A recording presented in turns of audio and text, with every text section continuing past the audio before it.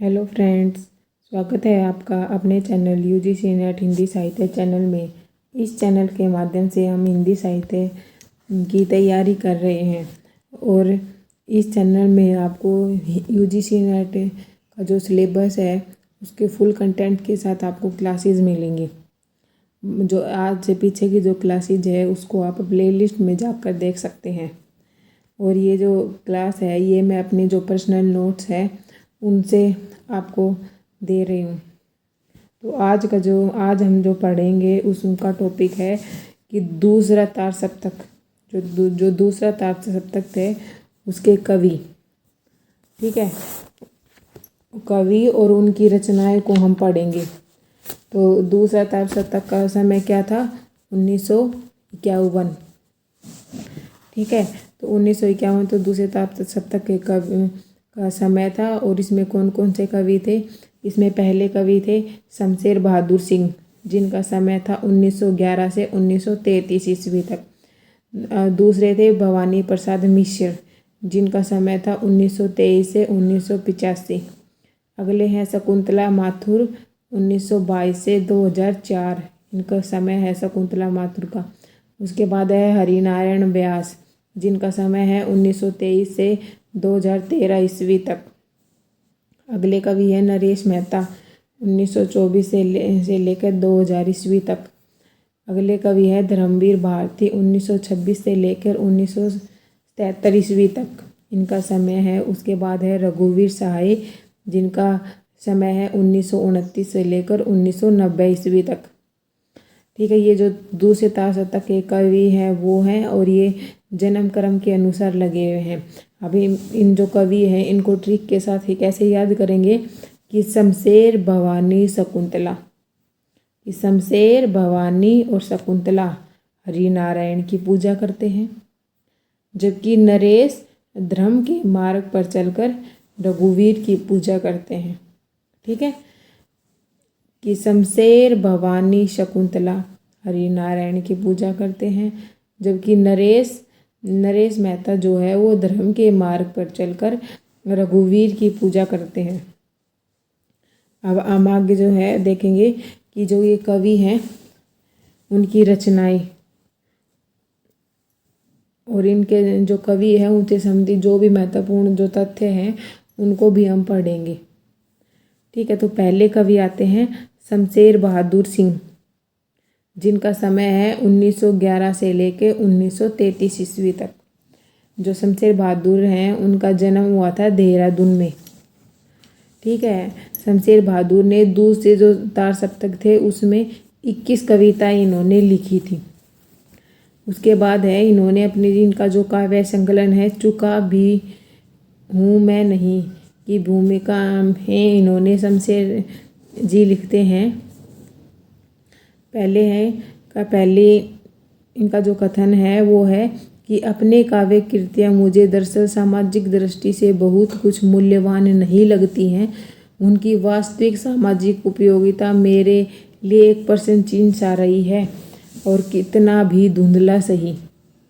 इन्होंने कहा है कि मेरी जो काव्य कृतियाँ है मुझे दरअसल सामाजिक दृष्टि से कुछ बहुत मूल्यवान नहीं लगती है। उनकी वास्तविक सामाजिक उपयोगिता मेरे लिए एक प्रश्न चिन्ह सा रही है, चाहे कितना भी धुंधला सही, कि वह प्रश्न चिन्ह चाहे कितना भी धुंधला हो।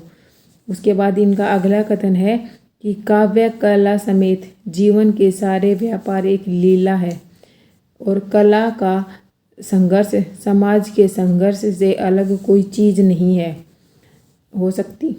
इनका दूसरा कथन क्या है कि काव्य कला समेत जीवन के सारे व्यापार एक लीला है, और कला का संघर्ष समाज के संघर्ष से अलग कोई चीज़ नहीं है। उसके बाद है मुक्तिबोध के बारे में कि किस किस कवि ने मुक्तिबोध के बारे में क्या क्या कहा है, वो सारे कथन हैं। तो सबसे पहले आते हैं गजानन माधव मुक्तिबोध। गजानन माधव मुक्तिबोध ने कहा है कि जो शमशेर बहादुर है वो प्रणय जीवन की प्रसंगबद्ध रसवादी कवि है। ठीक है, कि प्रणय जीवन का प्रसंगबद्ध रसवादी कवि है शमशेर बहादुर सिंह। उसके बाद है उनका अगला कथन है शमशेर की मनोवृत्तियाँ एक इंप्रेशनिस्टिक चित्रकार की है। अगला है अज्ञे। अज्ञे ने कहा है कि शमशेर कवियों के कवि हैं। कि अज्ञे ने क्या कहा है शमशेर बहादुर के बारे में कि जो शमशेर जी हैं वो कवियों के कवि हैं। उसके बाद है मलजय। मलजय ने क्या कहा है कि शमशेर मूड के कवि हैं, किसी विजन के कवि नहीं हैं। अगले हैं विष्णु खरे। इन्होंने शमशेर की शमशेरियत कहा है। अगले हैं रामचंद्र तिवारी। शमशेर का गद्य हिंदी का जातीय गद्य है। ठीक है, ये क्वेश्चन भी आ सकता है कि हिंदी का शमशेर को हिंदी का जातीय गद्य किसने कहा है, तो रामचंद्र तिवारी ने। अगला जो कथन है वो है रामविलास शर्मा। रामविलास शर्मा ने कहा है कि शमशेर का काव्य रीतिवादी रोमानी, सौंदर्यबोध और मार्क्सवादी विवेक के द्वंद्व का काव्य है। रामविलास शर्मा ने क्या कहा है कि शमशेर का काव्य रीतिवादी रोमानी, सौंदर्यबोध और मार्क्सवादी विवेक के द्वंद्व का काव्य है। अगला कथन है बच्चन सिंह का। बच्चन सिंह ने कहा है कि वह मूलतः प्रेम और प्रकृति सौंदर्य के कवि हैं और कहीं दोनों अलग हैं और कहीं दोनों का अद्भुत रासायनिक घोल है। ठीक है, बच्चन सिंह ने क्या कहा है कि शमशेर जी जो हैं वो प्रेम और प्रकृति दोनों के कवि हैं। कहीं तो इनमें दोनों चीज़ें अलग मिलती है, कहीं कहीं इन दोनों का प्रकृति और प्रेम का अद्भुत रासायनिक घोल मिलता है। अगला कथन है कि उनके प्रेम में गहरी आसक्ति है और छायावादी पवित्र वायवीता भी है। ठीक है, अगला है रामस्वरूप चतुर्वेदी। रामस्वरूप चतुर्वेदी ने क्या कहा है कि चित्रकला, संगीत और कविता घुल मिलकर उनके यहाँ रचना संभव करते हैं। कि चित्रकला, संगीत और कविता सब आपस में मिलकर उनके यहाँ रचना करना संभव करते हैं। ठीक है, अगला है जागतिक संदर्भ में कम से कम रहने पर भी शमशेर में हमें एक पूर्ण रचना संसार दिखाई देता है। उसके बाद है कि शमशेर की जो रचनाएं हैं वो, इनकी पहली रचना है कुछ कविताएं, जिसका समय है 1900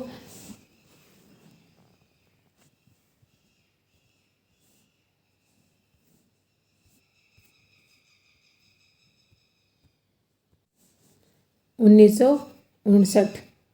इनकी अगली कविता है कुछ और कविताएं, जिसका समय है 1961 ईस्वी।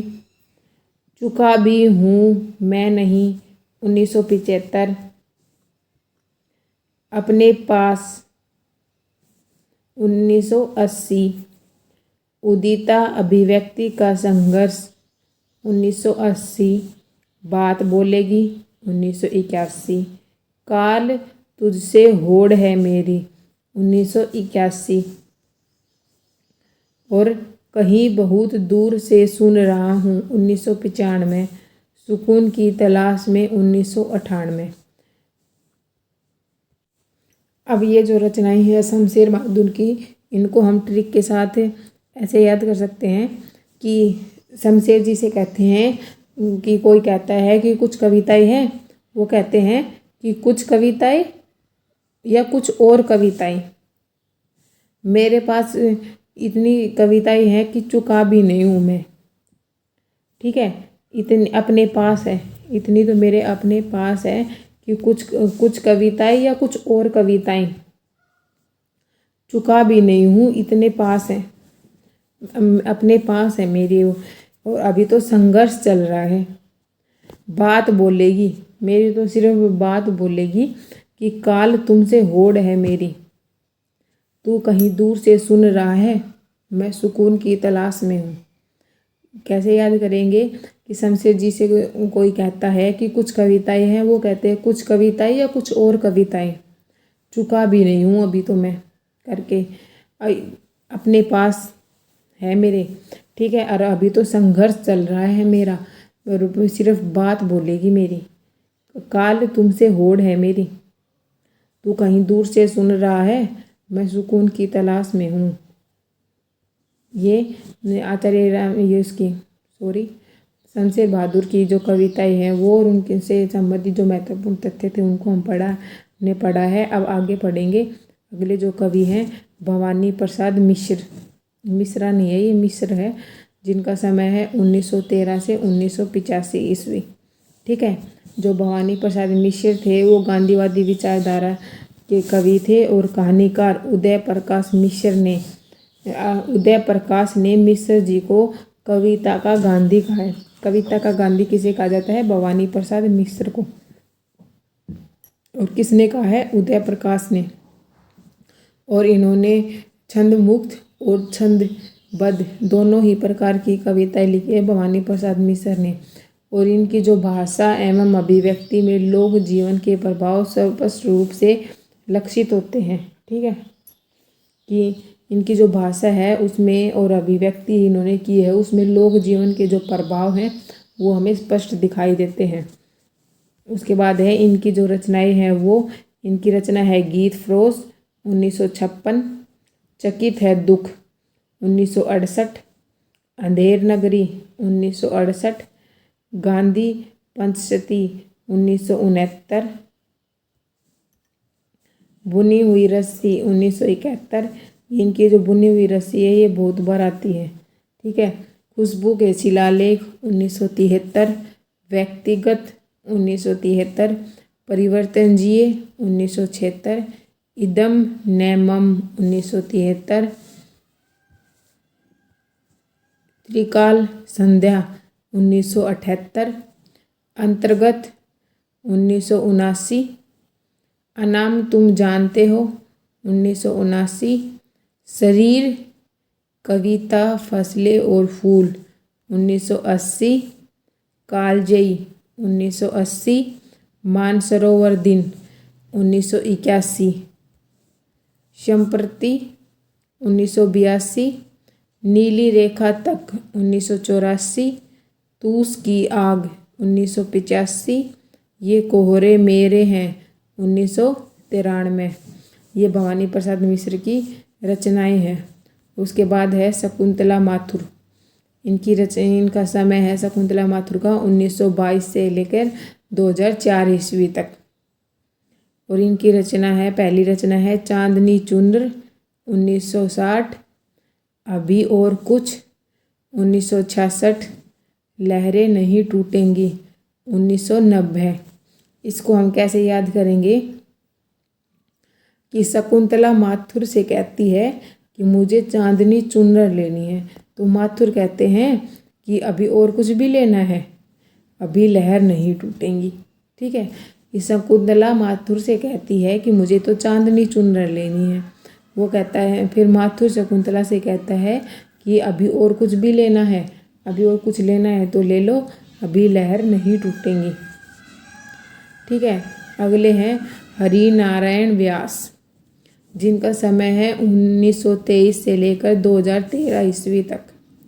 इनकी पहली रचना है मृग और तृष्णा 1968 ईस्वी, त्रिकोण पर सूर्य उदय 1980, लहर नहीं टूटेगी 1990। सॉरी, ये लहर नहीं टूटेगी ये तो उसी की है। ठीक है, ये यहाँ पे गलती से लिखी गई है। ठीक है। उसके बाद है मृग और तृष्णा, त्रिकोण पर सूर्य उदय और आउटर पर रुकी ट्रेन 1994। ये 3 रचनाएं हैं हरिनारायण व्यास की।